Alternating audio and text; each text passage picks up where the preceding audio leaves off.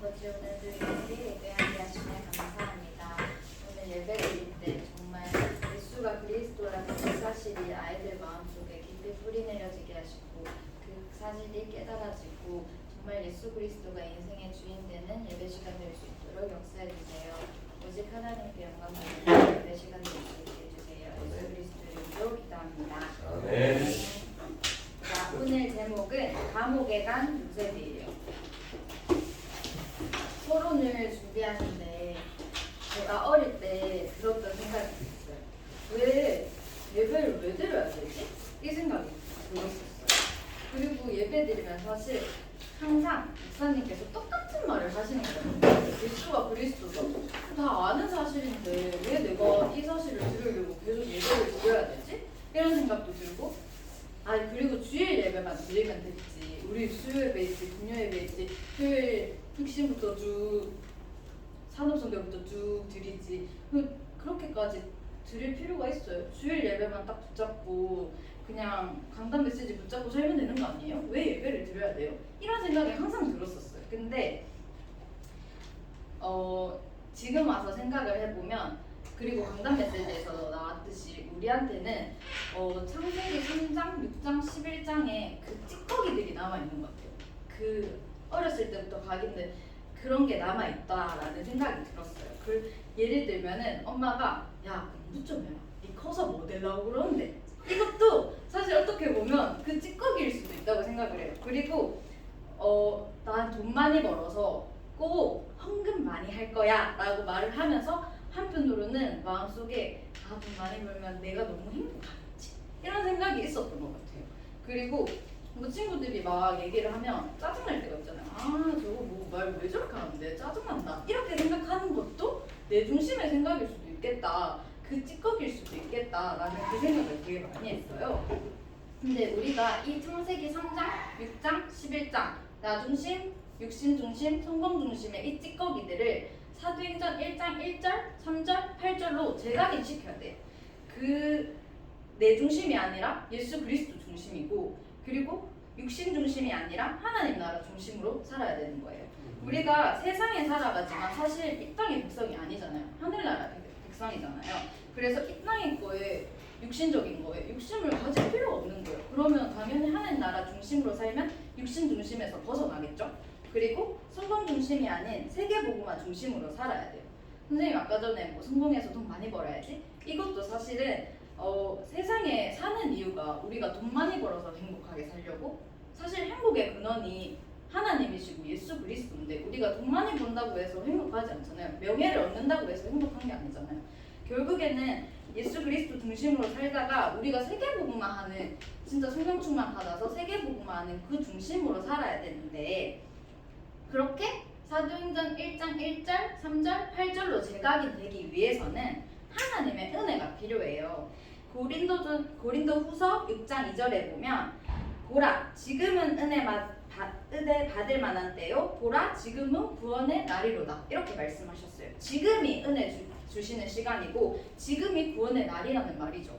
그리고 히브리서 4장 16절에 보면 그러므로 우리는 긍휼하심을 받고 때를 따라 돕는 은혜를 얻기 위하여 은혜의 보좌 앞에 담대히 나아갈 거다, 이렇게 하나님 말씀하셨거든요. 때를 따라 돕는 은혜라는 게 하나님께서 우리한테는 매일매일 은혜를 주세요. 그 때에 따라 매일매일 은혜를 주시는데 그 맛을 한번 체험하면 예배를 사모하게 되겠죠. 그 성경에 적혀있는 것처럼 보좌 앞에 담대히 나아간다 했잖아요. 그렇게 예배를 사모할 수 있는 그런 렘넌트가 되는 거예요.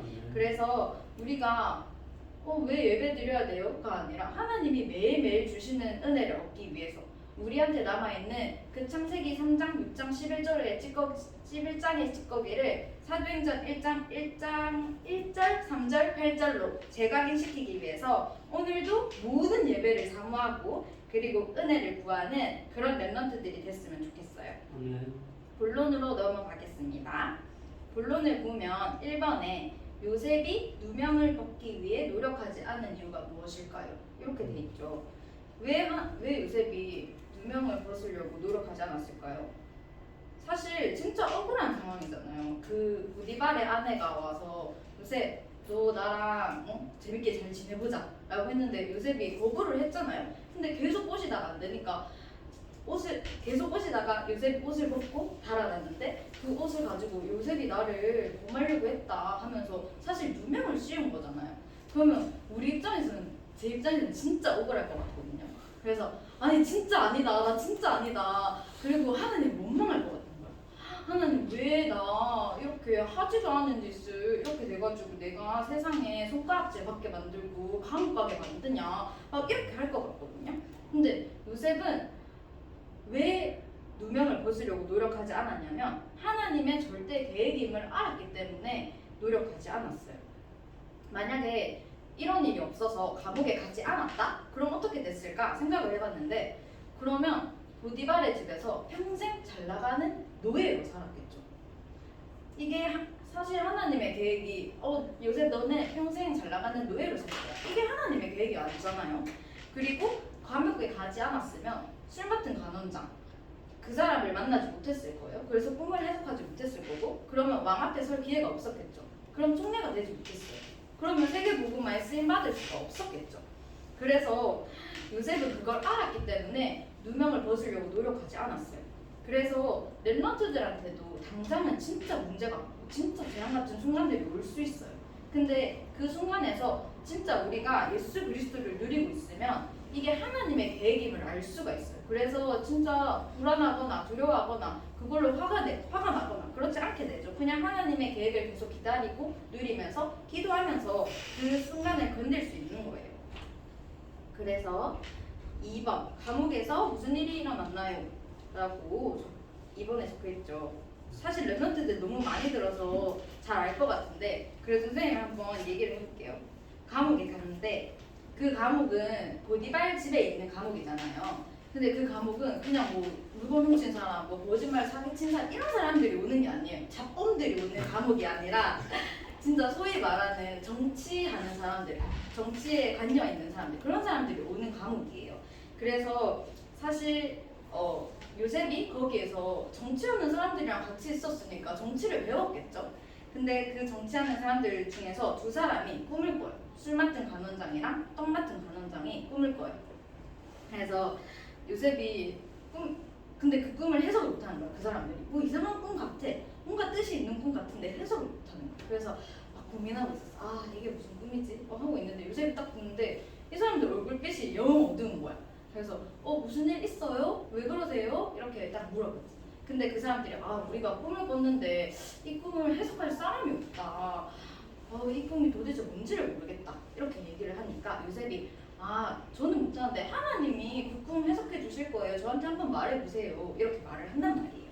그래서 술 맡은 간업장이 자기 꿈을 말해요. 내가 꿈을 꿨는데 나뭇가지 3개가 있었다. 근데 그 나뭇가지 3개에서 싹이 나서 꽃이 피고 포도가 열렸다. 근데 내 손에 딱 보니까 바로에 잔이 있는 거야. 바로한테 술 주던 그 잔이. 그래서 포도를 따서 그 잔에 포도를 짜서 즙을 만들어서 바로한테 드렸다. 근데 이 꿈이 도대체 뭔지 모르겠다. 이렇게 얘기를 해. 그러니까 요셉이 기도를 했겠죠. 하나님한테 지혜 달라고 기도를 했겠죠. 기도하고 나서 그 꿈은 3가지라 했는데 가지가 3개라고 했는데 그게 3일을 뜻하는 거다. 3일 후에 바로가 당신의 술 맡은 간원장 그 직분을 복직을 시킬 거다. 그래서 당신이 다시 바로한테 술을 따라주는 일을 할 거다. 이렇게 말을 해요. 좋아했겠죠. 간원장이 다행이다 너무 고마워 막 얘기를 했겠죠. 그래서 요셉이 근데 나가시면 저를 잊지 마시고 꼭 바로 왕한테 얘기를 해서 제가 억울한 거 좀 풀어달라. 저 이런 일 절대 안 했습니다. 이렇게 얘기를 해요. 그래서 그래 무조건 얘기해주겠다 막 이렇게 약속을 했겠죠. 근데 그러고 나서 떡 굽는 간원장이 들어보니까 자기도 꿈이 비슷해. 그냥 자기도 좀 좋을 것 같아. 그래서 내 꿈도 들어봐 하면서 얘기를 해줘요. 자기도 여기 머리에 광줄이 흰 떡이 들어있는 광줄이 3개를 이렇게 메고 있는데 갑자기 새들이 날라와가지고 그거 바로한테 줄 떡인데 새들이 날라와서 그 떡을 먹었대. 그래가지고 나도 이 꿈이 뭔지 모르겠다 이렇게 딱 얘기를 해.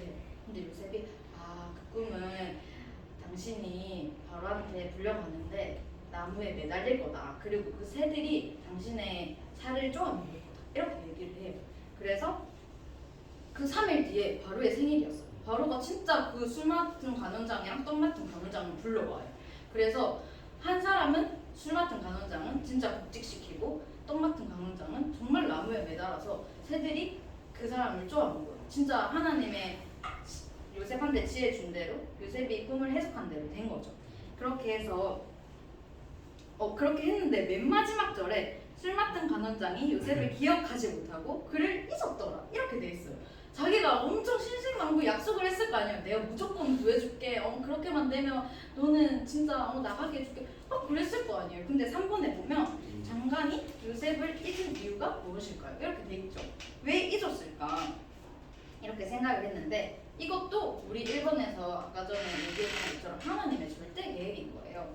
왜 하나님의 절대 계획이냐? 그 애굽은 총리가 만 30세부터 할 수 있대요. 30살. 근데 그때 요셉이 아마 28살이었나 봐요. 그래서 나이가 되지 않은 거야. 아무리 총리가 되고 싶어도 법이 그런데 총리가 못 되잖아요. 그래서 하나님이 있게 하신 것 같아요. 그쵸? 그래서 요셉의 생각에서는 저 배신자 내가 그렇게 꿈 해석해주고 내가 그렇게 신신당부했는데 왜 나를 까먹고 이렇게 생각할 수도 있잖아요. 근데 요셉은 하나님의 절대 계획임을 알았어요. 그래서 그렇게 생각하지 않고 계속 하나님의 계획을 생각하면서 그 시간들을 누린 거죠. 감옥에 있던 시간들을. 그래서 하나님의 말씀이 성취되는 그때까지 감옥에 넣어두신 거예요. 근데 만약에 28살 그때 진짜 관원장이 기억했어. 요셉 저거 내가 풀어줘야겠다 해서 풀어줬어. 그럼 어떻게 됐을까 생각을 해봤어요. 근데 요셉은 노예잖아요. 노예가 뭐 돈을 받고 일을 하는 사람이 아니잖아요. 자기 재산 하나도 없을 거예요. 그리고 노예로 팔려왔기 때문에 집도 없어요. 가족도 없어요. 아무것도 없는 상태에서 어디를 갈까요? 나는 엄마 아빠 집을 다시 아빠 집을 갔을 것 같은 거야. 그러면 거짓걸로 해가지고 아빠한테 울면서 아빠 저 돌아왔어 하면서 했겠죠? 그게 하나님의 계획이었을까요?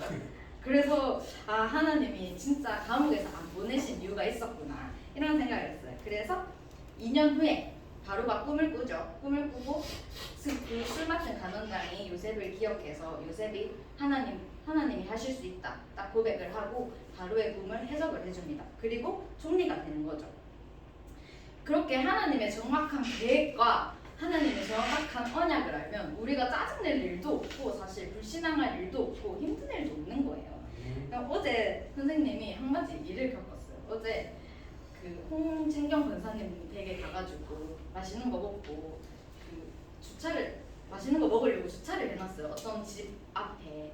근데 어떤 사람이 전화가 없는 거예요. 어떤 아저씨가. 그래가지고 전화를 받았어요. 그러니까 차 좀 빼달라는 거예요. 그래서 차 빼드릴까요? 했는데 뭐 자기가 내일 아침에 본가를 가야 되는데 뭐 내일 아침에 차를 쓰기가 너무 불편하다. 차가 너무 옆에 있어서 불편하다. 뭐 이러는 거예요. 근데 사실 저는 1시간 뒤면 갈 거니까 그러면 제가 어차피 1시간 뒤에 차를 뺄 거니까 그때 뺄게요. 이러니까 아니라면서 자기는 아침에 가야 되는데 계속 지금 빼달라는 거예요.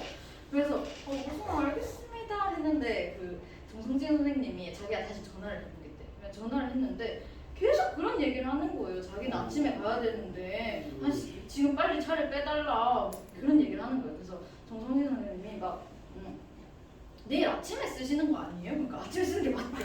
근데 자기가 너무 불편하대 지금. 그래서 지금 당장 빼줬으면 좋겠대. 그래가지고 너무 무서운 거예요. 그 사람이 이상한 사람이다 싶은 거예요. 영적 문제 심각한 사람이 많으니까. 그래서 1시간 후에 집에 가려고 하는데 너무 무서운 거예요. 그 사람이 지켜보고 있을까 봐. 그 사람이 이 사람 내가 빼달라고 했는데 안 빼줬지? 하면서 앙심고 저를 어떻게 해칠까 봐 너무 무서운 거예요. 그래서 정성진 선생님한테 같이 가달라고 했어요. 밑에까지 같이 내려갔죠. 해가지고 같이 가서 엄청 보고 뒤에도 누구 있는지 없는지 막 보고 그리고 차를 타고 집에 갔어요. 아무 일도 없었어요. 근데 새벽에 이제 차 빼고 나서 한 30분, 40분 후에 갑자기 그 사람 또 전화가 오는 거예요. 차를 뺐는데도 전화가 오는 거예요. 전 이미 집에 갔는데 자기 차 옆에 차가 없는데 근데 제가 너무 무서운 거예요. 그 상황에서. 그래서 전화도 못 받고 너무 무서워서 사실 울었어요. 너무 아니 저 약간 그 용감한 형사들이라는 그 프로그램 있거든요. 그게 범죄자들을 엄청 다루는 막 사이코패스 이런 거를 다루는 그런 프로그램인데 제가 그걸 정말 재밌게 봐요. 많이 봐요. 근데 그게 생각나서 머리에 떠나지를 않는 거예요. 그 사람이 나를 찾아와가지고 죽여버려 이런 두려움에 확 휩싸이는 거예요. 그래서 아 너무 무섭다. 막 정선생한테 전화해서 나 너무 무서워 하면서 막 전화를 하고 그랬는데 그러다가 정선생 선생님이 괜찮아 그냥 자 뭐 이러는 거예요. 그래서 저한테 도움이 안 되는 거예요. 그 사람의 위로가. 그래서 혼자 막 메시지를 준비하면서 하나님 저 이 사람한테 죽임 나가면 어떡해요? 막 이런 생각까지 드는 거야. 근데 그렇게 막 생각하다 보니까 하나님이 나를 이 땅에 살게 하시는 거야. 세계복음한테 내가 만약에 이 사람한테 죽더라도 복음 전하고 죽으면 선교사고 그리고 하나님이 이 사람 때문에 나를 죽게 하시겠나? 하나님의 절대 계획이 나한테 있는 절대 계획이 있는데 죽게 하시겠나? 이 생각이 들면서 갑자기 담대해진 거예요. 뭐 어쩌라고? 막 이런 생각이 드는 거예요. 하나님의 계획 속에 내가 있는데 왜 이렇게 두려워하고 왜 이렇게 불안이 없지?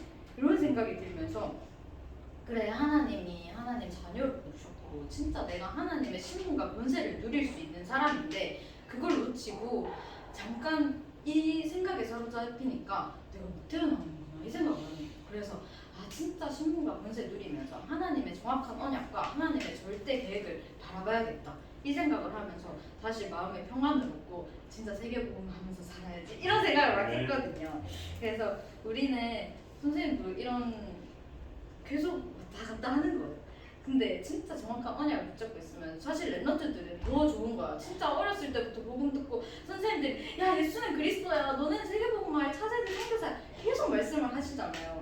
진짜 그것만 딱 붙잡고 있으면 랩런트들이 흔들릴 일도 없고 두려울 일도 없다 이런 생각이 딱 들면서 진짜 절대 계획 잡는 그런 랩런트가 됐으면 좋겠어요. 자 결론으로 모든 것은 하나님의 절대 계획이다. 근데 그것을 알고 누리면서 가느냐 아니면 모르고 하나님의 뜻 끌려가면서 그냥 불신앙하고 울면서 가느냐 이 차이가 돼요.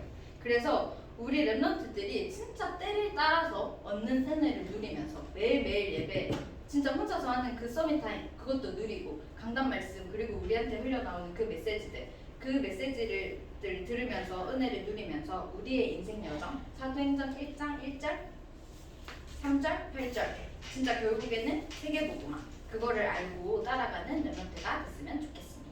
아멘. 마치겠습니다.